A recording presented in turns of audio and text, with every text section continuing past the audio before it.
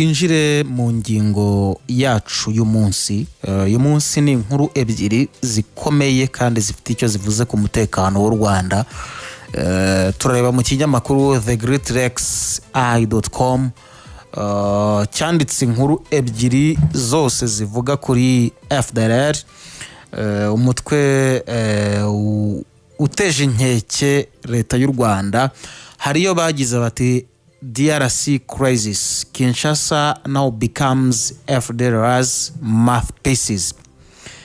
Indi ya kabiri bayiha umutwe ugira uti Habyarimana family Tshisekedi form military alliance against Rwanda. Ni inkuru ebyiri zanditswe n'ikinyamakuru thegreatrex.com. Nyuma y'imyaka myinshi Bobo, leta ya Kinshasa icumbikiye ishyigikira mu buryo bwa gisirikare ndetse inashyira bamwe mu barwanyi b'umutwe w'iterabwoba wa FDLR mu ngabo zayo. Ubu rero yageze naho iba nk'ijwi ry'uyu mutwe, nubwo hari hashize igihe kinini amahanga asaba ko FDLR yavanwaho burundu.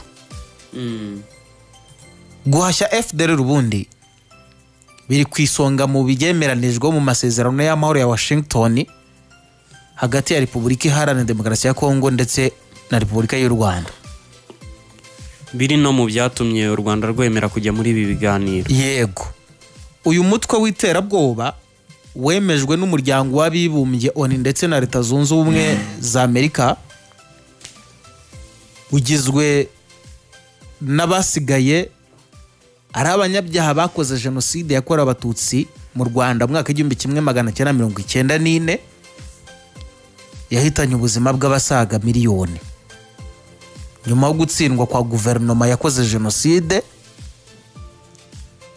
aba banyabyaha bahungira mu burasirazuba bwa Kongo, icyo gihe mu cyitwa Zaire, aho bamwe bahawe ubuhungiro, bahabwa ubufasha haba mu buryo bwo kubaho ndetse no kongera kwiyubaka no kugaba ibitero ku Rwanda kuva icyo gihe no kugeza uyu munsi wa none. Hashize imyaka myinshi Kongo n'u Rwanda basinyana amasezerano yo guhashya no gukuraho FDLR, ariko ntabwo yigeze ashyirwa mu bikorwa habe n'umunsi n'umwe. Ni FDLR ntiyigeze irandurwa, kandi ingabo z'ibihugu byombi zigeze guhura muri operation nyinshi zitandukanye zagombaga gutuma iyo FDLR ivaho. Hari n'iheruka ejo bundi yiswe CONOPS, urabyibuka, abakuru b'ubutasi ibihugu byombi bahurira i Rubavu mu mwaka ushize baraganira, harimo n'intumwa zo muri Angola, ariko iyo CONOPS ntabwo yigeze y'ubwayo iba. Inshuro nyinshi Kinshasa ikajya igaragaza amagambo anyuranye agamije n'ubundi kwirinda inshingano zo kurwanya umutwe w'iterabwoba wasizewo ubwawo hekuye u Rwanda. Hari n'ubwo leta ya Kongo ivuga yuko FDLR itabaho cyangwa se itakibaho, ikagaragaza yuko ngo ari impamvu leta ya Kigali itanga kugira ngo itere Repubulika Iharanira Demokarasi ya Kongo, cyangwa se nanone ngo igizwe n'abasaza batakibasha gutera ibyago cyangwa se guteza ibyago. Iyo ni FDLR ngo ishaka kubigizwe n'abasaza. Ariko ubu leta ya Kinshasa yatangiye kuvuga mu bitangazamakuru ko FDLR ikora mu bice bifitwe n'inyeshyamba za AFC M23. Iyo ni impamvu ya mbere kugira ngo igaragaze ko itarimo ikorana na FDLR, kuko leta ya Kinshasa ntabwo ifite nta bubasha ifite bwo gukora mu bice bigenzurwa na M23. Nta nubwo itinya kuvuga yuko FDLR iri mu bice biri mu maboko ngo y'u Rwanda na AFC M23, ko yariko ivuga ko AFC M23 ifashwa na leta y'u Rwanda, cyangwa se bakanavuga yuko ngo ari ishami ry'ingabo z'u Rwanda riri hariya. Mu minsi yashize urabyibuka yuko FDLR yavuze iti twebwe twashatse gushyira intwaro hasi ngo twishyikirize MONUSCO, ariko ingabo z'u Rwanda ngo zibabuza gutambuka. Aya namwe mu magambo afatwa nk'imikino ya politiki atangazwa n'ubutegetsi bw'i Kinshasa ndetse no mu matangazo y'ibinyoma Kinshasa na FDLR bagiye bashyira ahagaragara mu ntangiriro z'ukwezi kwa 10 abantu dusoje, nyuma y'uko hatangijwe ku mugaragaro ibikorwa byo guhashya FDLR tariki ya 1 Ukwakira 2024. Sinzi niba ubyibuka, ubwo icyo gihe ni nabwo babakuru b'ubutasi ku mpande zombi banahuraga, harimo n'intumwa za Angola. Hari ku munsi wa mbere wishyirwa mu bikorwa ry'amasezerano y'amahoro ya Washington yasinywe tariki ya 27 Kamena 2024, ndetse n'inyandiko yiswe Concept of Operations cyangwa se CONOPS yasinywe Rwanda muri Angola ku itariki 31 Ukwakira. FARDC zanyuzaga ku mbuga nkoranyambaga zazo itangazo rihamagara abarwanyi ba FDLR kuyishyikiriza ndetse no kwishyikiriza inzego z'umutekano cyangwa se MONUSCO ngo basubizwe iwabo. Nyuma y'iminsi 12 gusa, ubwo ari ku itariki 22 Ukwakira, FDLR yatanze itangazo ricishwa mu binyamakuru bya Kongo ivuga yuko iri guhagarikwa na AFC M23. Nyuma y'iminsi 2 nanone FDLR imaze gushyira ahagaragara itangazo, Major General Sylvain Ekenge ni umuvugizi w'igisirikare cya Kongo yongeye kuvuga ibintu bisa n'ibyo mu kiganiro yahaye Deutsche Welle y'Abadage, abifata nk'ukwemeza ibyo FDLR yari yavuze. Byose bigaragaza ko Kinshasa y'ubwayo idafite ubushake bwo guhashya FDLR cyangwa se kuyirandura, kuko ariyo ngufu y'intambara yizeye cyane mu kurwanya AFC M23. Ubwo ndacyari mu nkuru yanditswe na thegreatrex.com.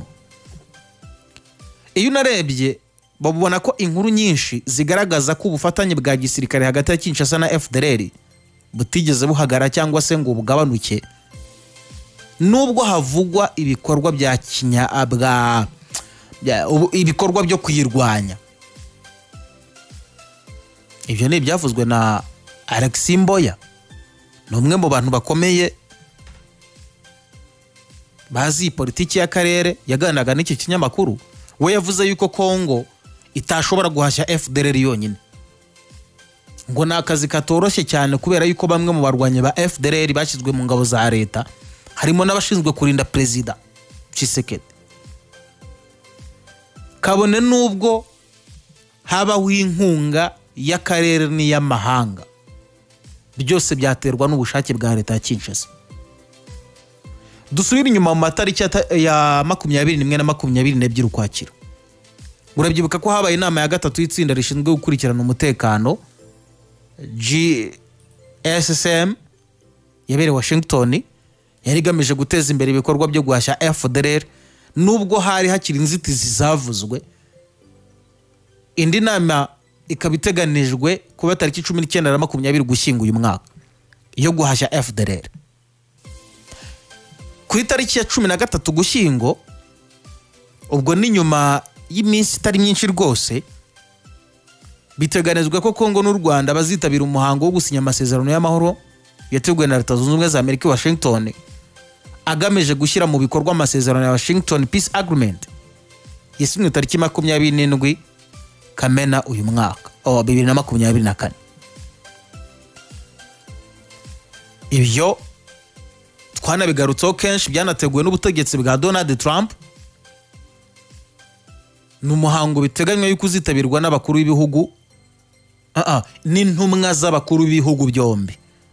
Birashoboka yuko haba harimo Perezida Tshisekedi na Kagame kugira ngo bemeze ku mugaragaro ibikorwa byo guhashya FDLR, gukuraho ingamba z'ubwirinzi z'u Rwanda no guteza imbere ubufatanye mu by'ubukungu.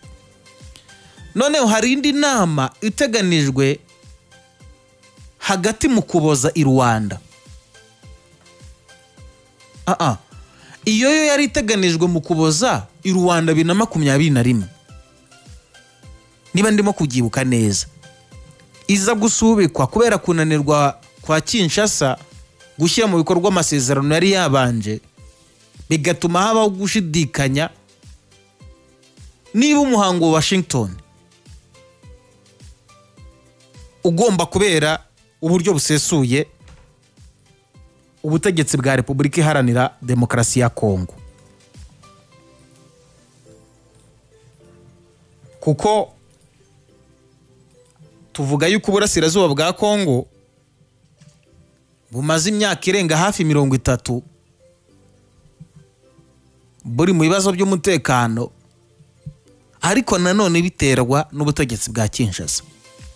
Perezida w'u Rwanda wabayeho mbere Juvenal Habyarimana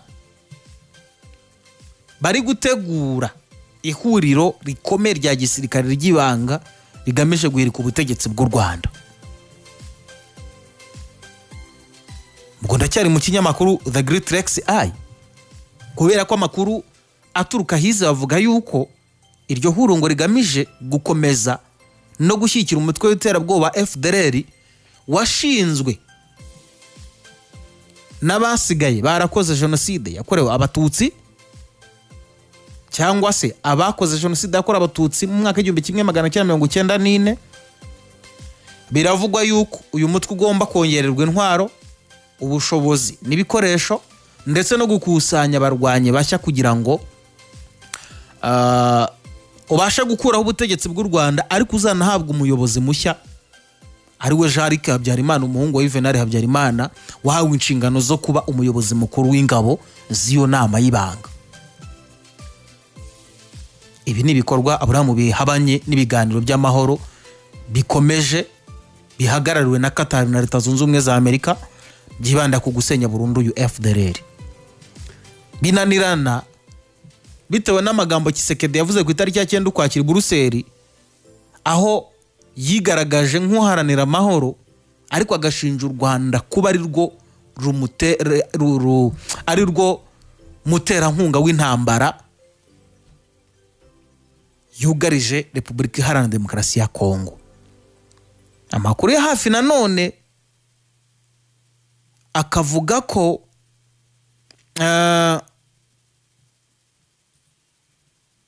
Perezida Tshisekedi Kinshasa bari gukorana bya hafi na Jean-Luc Habyarimana, kimwe n'abanyamuryango w'umutwe w'iterabwoba wa RNC uyoborwa na Kayumba Nyamwasa, ndetse n'abiyita guverinoma y'u Rwanda ba mu buhungiro na Thomas Nahimana. Hari indi nama rukukomanga izahuza Tshisekedi n'abo bagabo mu kwezi kwa mbere mu mwaka utaha, igahuriza hamwe abayobozi b'imitwe y'iterabwoba biyita abanyapolitike batavuga rumwe n'ubutegetsi bwa Kigali, kugira ngo bashyireho urugaga rumwe n'ubundi rufite ishami rikomeye rya gisirikare rifite intego yo guteza umutekano muke no guhagarika ubutegetsi bw'u Rwanda.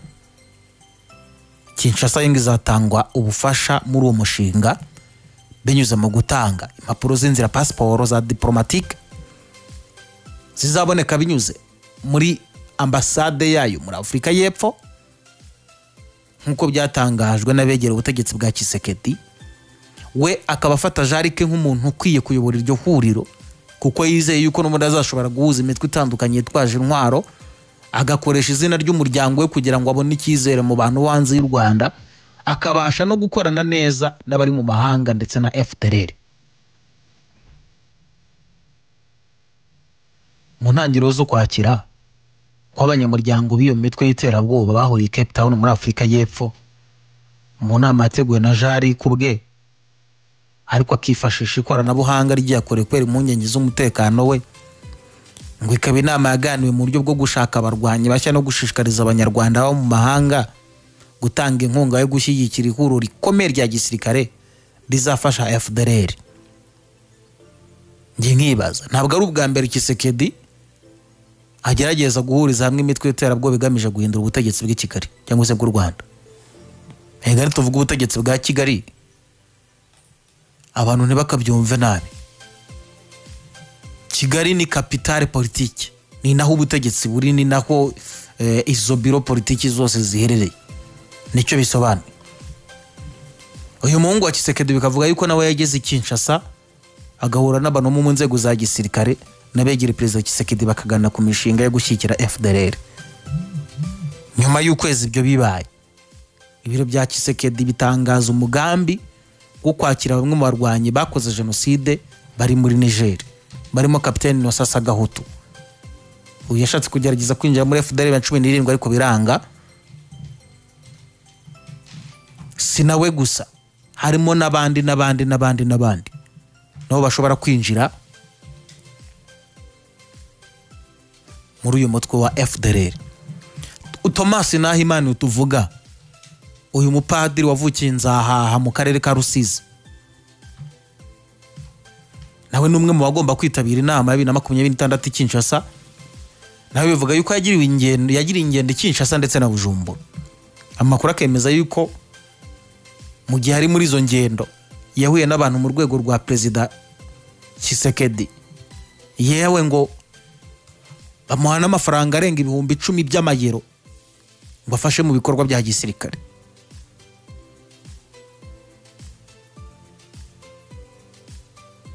Urimo kumva icyo kintu?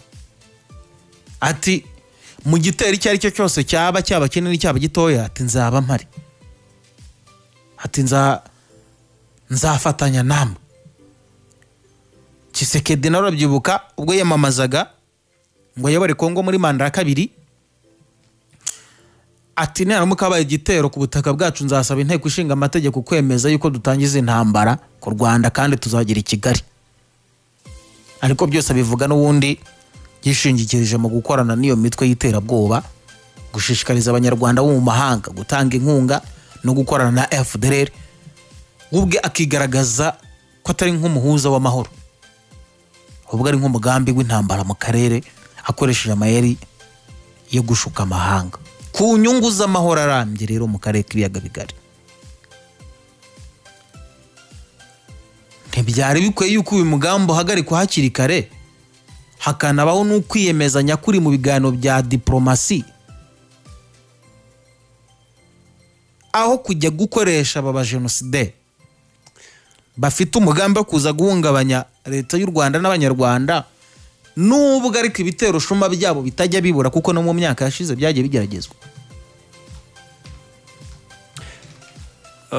Nekereza ko njye nkunda bimwe mu biganiro bitandukanye ujya unyuza kuri YouTube channel Mudaharis bivuga kuri politike z'ibihugu byombi.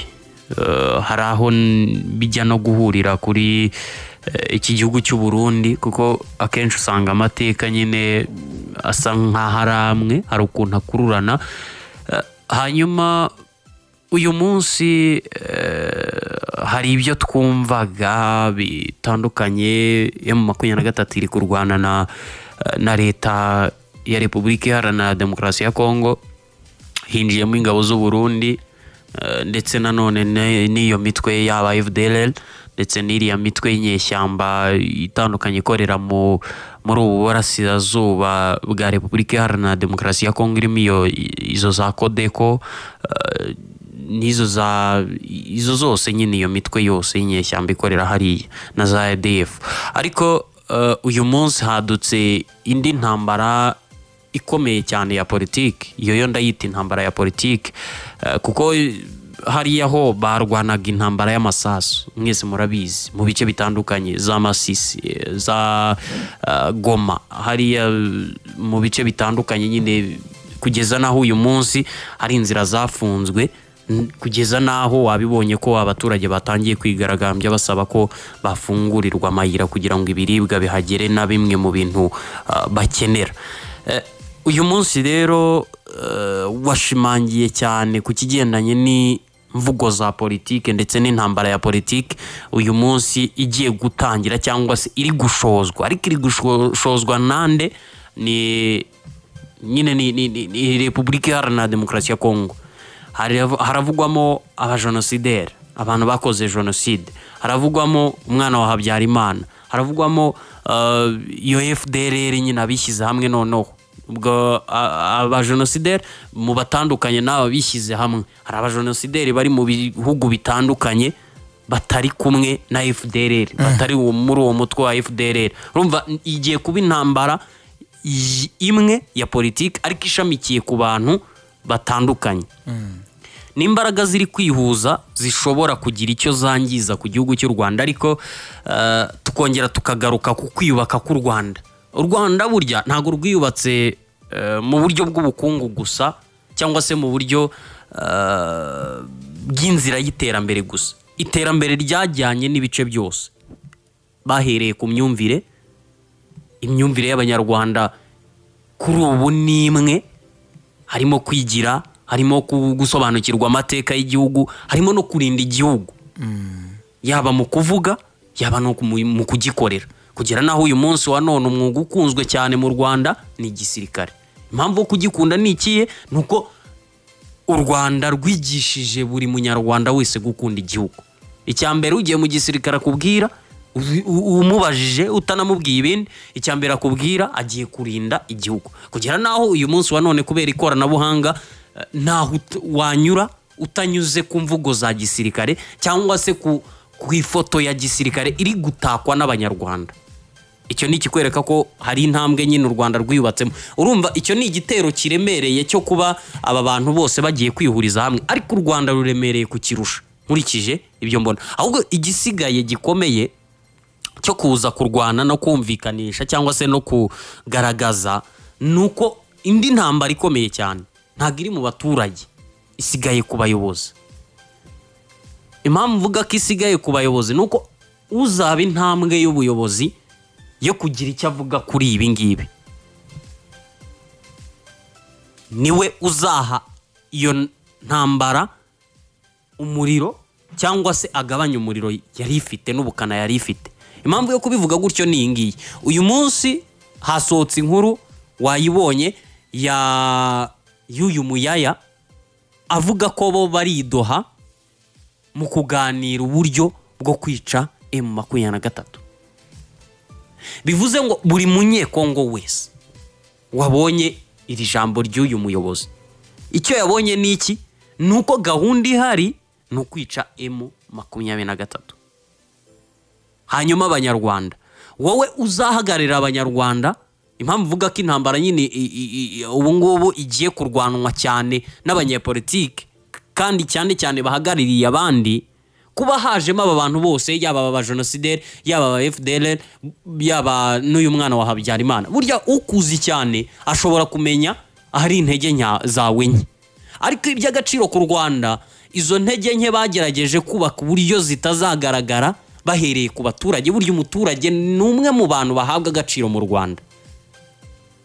Ntuzumva umuturage w'u Rwanda yigaragambije, ntuzumva umuturage w'u Rwanda bazanga ibi n'ibiki, kuko amateka amaze kuyiga, naho atayize afite aho ajya kuyigira, hari aho bayigisha, byashyizweho biragaragazwa. Uyu munsi rero umuyobozi w'u Rwanda uzaza akavuga nka Muyaya, nk'ibi Muyaya yavuze, akavuga ibyerekeye ibituma nyine ya ntambara ya politiki yo wavugaga uyisobanura itizwa umurindi, icyo gihe nibwo intambara izakomera. Niyo mpamvu ihurizo rikomeye risigaye muri aba banyepolitike barebare bano bakomeye. Ubundi hari akantu navuga mu Cyongereza, many people had the same plans and supported those genocidal thugs. Benshi bashyigikira aba bajenosideri mu migambi myinshi yabo itandukanye, ariko batsindwa mbere yuko batera. Urugero Twagiramungu, Rusesabagina, Ingabire Victoire, abo bantu bose bari he? Bose bari hanze. Victoire ari mu maboko ataraye. Twumvisemo hano Kayumba Nyamwasa. Kayumba Nyamwasa yabaye umwe mu basirikare bakomeye mu ngabo z'u Rwanda, yabaye na ambasaderi w'u Rwanda mu Buhinde 2010, avayo muri uwo mwaka ahunga igihugu. Wabuze impamvu Nyamwasa avugwa muri iyi dosiye? Azi amabanga menshi, azi n'ibitendo byinshi by'ingabo z'u Rwanda, yazibayemo, yaraziyoboye, yabaye mu butasi bw'u Rwanda. Nyamwasa narifashishwa nk'umuntu wabaye mu gisirikare cy'u Rwanda, uzi imikorere y'igisirikare cy'u Rwanda, ugifitemo n'amakuru menshi yose ashoboka. niyo mpamvu nakongera gushimangira kiriya kintu nari mvuze, bazi ibyo ngibyo, ariko u Rwanda navuga ko rwabibonye mbere, ijisho ryabo rireba kure ryabibonye mbere, bigisha abanyarwanda, batoza abanyarwanda, bamenyesha abanyarwanda ko ibyo bintu bizabaho hakiri kare. uyu munsi jari kuyu Habyarimana twavuze, Ubufaransa burabizi neza yuko ashyigikira ibikorwa by'iriya aba bantu, kandi kibizi neza yuko bafite umugambi wo guhungabanya leta y'u Rwanda, nacyo kiba kinjiye mu mujyi umwe n'abo bantu. Abantu babanze bibuke, hari akajambo Perezida Kagame yigeze kuvuga ngo nukubitwa ntuboroge, nukubitwa ntuboroge, kandi yigeze kuvuga ngo abantu ntibazamenya n'ikibakubise. It will instead loading to Tshisekedi downfall n'umuryango we, binashyire Kongo mu kaga, bibahereza ibitambi. Ibyo bizaba urugero n'ubutegetsi bwa Kinshasa binyuza muri Minisiteri y'Itangazamakuru iyoborwa na Patrick Muyaya, kugira ngo akomeze ibikorwa byo gusebya u Rwanda mu bitangazamakuru bitandukanye. Gusa nanone kuba bibaye gutya cyangwa se aba bari kubyinjiramo ni amahirwe akomeye ku Rwanda, kuko iyo umuntu wa wundi uzi imbaraga zawe aje muri ibyo bintu, babandi batemeraga bya bindi wababwiraga, batangira kwemera ko ari ukuri gahoro gahoro. Impamvu ibintu byose turabizi ko ari process, bisaba process, bisaba gutegereza no guha umwanya ibyo bintu, ubundi ukabiha igihe bikaba. Uyu munsi hari abantu batemeye ko FDLR hari, ariko kuba bitangiye kugaragara ko mbega sinzi Repubulika Iharanira Demokarasi ya Kongo, uriya musaza uriya njya mbona usesengura cyane, bamwita nde harya kuri YouTube channel ya Dr. Muzemanzi yize kubivuga neza aho gataravuga ati ngo nubwo ari igisirikare gikomeye, ariko cyangwa se reka mvuge ku gisirikare gusa, yavuze ngo nubwo ari igisirikare gikomeye ariko bakora bitari kinyamwuga. Na politike rero nayo ya Repubulika Iharanira Demokarasi ya Kongo ikomeje kwica intege mu buryo bwo gufata imyanzuro itazi, itareba ingaruka zahazaza, itanareba n'ingaruka bigiye kubagiraho mu buryo butagaragarira amaso yabo, buri direct cyangwa indirect. Buri indirect. Uyu munsi wa none impamvu ubu buryo buri indirect kuri bo, icyambere bahereye ku munota wa mbere, ku mwanya wa mbere bahakana kaba atarabanye Kongo. Uyu munsi akantu bigiye kubiciraho, bemeye FDLR kuko bagiye gukorana nayo byeruye noneho. Ikindi cya kabiri, kuba bagiye gukorana n'umwanzi w'u Rwanda cyangwa se n'umuntu wanga u Rwanda ku mugaragaro bigaragaza. Ibyo bigiye kwerekana ko waba bano atari abanyekongo, nubwo byaba ari ukuri, waba wowe uvuga ko u Rwanda rwakwatatse, ahubwo bigiye kugaragara nkaho wishyize ku mugaragaro ko ugiye kwataka u Rwanda ku mugaragaro. Ibyo ngibyo bizagira ingaruka mu minsi itari ya vuba cyane, cyangwa mu buryo buri indirect, mu buryo bw'imiyoborere yabo. Tuzatangira kubona gucika intege ko abaturage bayobokaga Repubulika Iharanira Demokarasi ya Kongo. Keza namubwira, if he tries he will die like his father. Isi yagerageje kumenesha abanyarwanda, ababwira ko atari abanyarwanda, birangira nabo bari bafatanije uwo mugambi bamwivuganye. Dore impamvu ituma uyu munsi rero arizera abo bajenosideri bari hariya, yumve yuko we batamwivugana. Ikindi Perezida Kagame mu bihe byashize yavuze ngo ntushobora kwandika amateka mashya.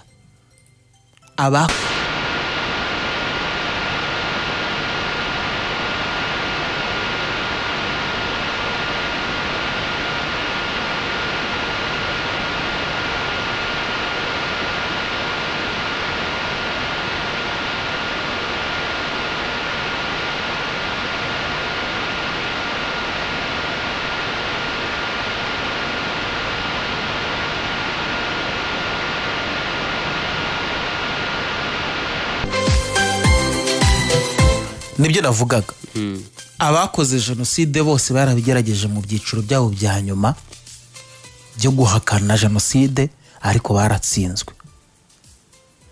Perezida Kagame arongera avuga ngo amateka yanditswe mu maraso ntashobora gusibanganishwa inkuru zanditswe mu mpapuro. Ibyo byo ntabwo byakunda, ntabwo ibyo bintu bishoboka. Dore ikibazo rero abayobozi ba FDR uyu munsi abo arimo arashyigikira biciye muri ba mukerarugendo b'Abanyamerika babiri mu ishyamba rya Bwindi muri Uganda mu 1999. Abo ngabo barabishe. Uyu munsi nawe arashaka kongera kuvuga ngo reka tere ikirenge mu cya FDR, n'ubundi gihora ivuga yuko umugambi wayo yasize itawurangije, igomba kugaruka ikongera ikawurangiza. Ariko uyu munsi icyo navuga nuko ingabo z'u Rwanda ziri maso, kandi n'u Rwanda ntabwo rwakwemera gusubira aho igihugu cyari mu icuraburindi muri 1994. Ngewe nicyo navuga, nava kuri ingingo. Icyo mbona nk'ihurizo ngeri rikomeye kuri iki kintu bishoyemo nuko bagiye gutakaza imbaraga z'abaturage babashyigikiraga muri ubu buryo. Wowe uvuze ko wanga Abanyarwanda, sibyo? Jarike mugiye gukorana ninde? No Munyarwanda. Noneho by'akarusho umwana wa perezida wakoze ibintu bitari byiza mu Rwanda, sibyo? Ikindi gikurikira, ugiye kwemera gukorana n'abajenosideri byeruye. Biraburyo iyo watangiye inzira ya politiki ukorana n'abantu banga icyo gihugu cyangwa se abatavuga rumwe n'icyo gihugu, burya hari cyose ibyo ngibyo ni ibintu bijya ku mugaragaro. Bivuze ngo wa muturage azibaza, ariko ko mutubwira ngo Abanyarwanda si beza bari aha ngaha mu gihugu, wowe ukaba ugiye gukorana n'Abanyarwanda noneho bafite iyo nationalite tuzi cyangwa b'abastari aho hantu. Nye nawe nta mushyigikiye, ariko mu by'ukuri ntabwo byigeze bivugwa muri ubu buryo. Ubwo rero abo Banyekongo mutangire mutegure n'icyo muzabasobanurira mu gihe ibyo bintu bizaba byagaragajwe. Imigambi ahubwo ni nabapfubana ubwo bazaba bisobanura. Nicyo mbona gikomeye cyane.